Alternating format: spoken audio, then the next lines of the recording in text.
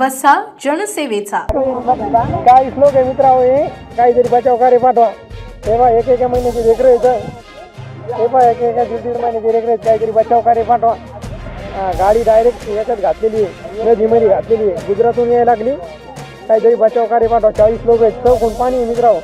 2 तासात ते खलास होणार आहे.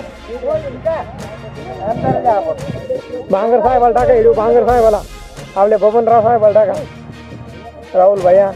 मुसळधार पावसामुळे रस्त्यावर आलेल्या पुराच्या पाण्यात ट्रॅव्हल्स अडकली. काही मिनिटात पाणी वाढू लागले. जीव वाचवण्यासाठी तब्बल 40 प्रवाशांनी ट्रॅव्हल्सच्या छतावर धाव घेतली.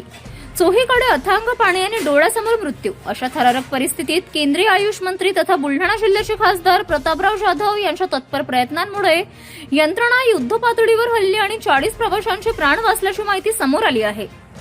मेहकर तालुक्यातील जानेफळ येथील मिठाई व्यावसायिक हितेश दलिचंद पडधरिया वय 53, मानसी एस खिलेशिया वय 28 आणि 3 वर्षीय चिमुकली धिविजा हे गुजरातमधील वापी येथे इंजिनियर असलेल्या जीत पडधरिया याला भेटून नाशिक जालना ट्रॅव्हल्समध्ये परत येत होते. वापीपासून सुमारे 25 किलोमीटर अंतरावरील आंबेटी कोर्ली परिसरात अचानक पुराचे पाणी रस्त्यावर आल्याने ट्रॅव्हल्स पाण्यात अडकली. पाणी वाढताच प्रवाशांनी ट्रॅव्हल्सच्या छतावर आसरा घेत नातेवाईकांना मदतीसाठी फोन केले. हितेश पडधरिया यांनी जानेफळ येथील राजूभाऊ पडधरिया यांना माहिती दिली. त्यानंतर डॉक्टर कृष्णा हावरे, हिम्मतराव आवले आणि जानेफळचे ठाणेदार शरद माडे यांच्यापर्यंत ही माहिती पोहोचली.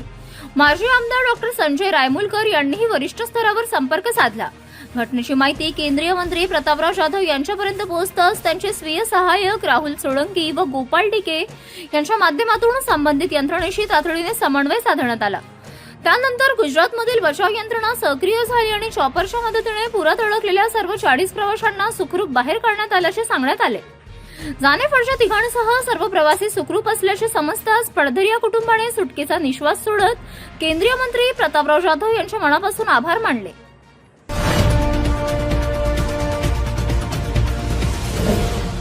सिटी न्यूज वसा जनसेवेचा.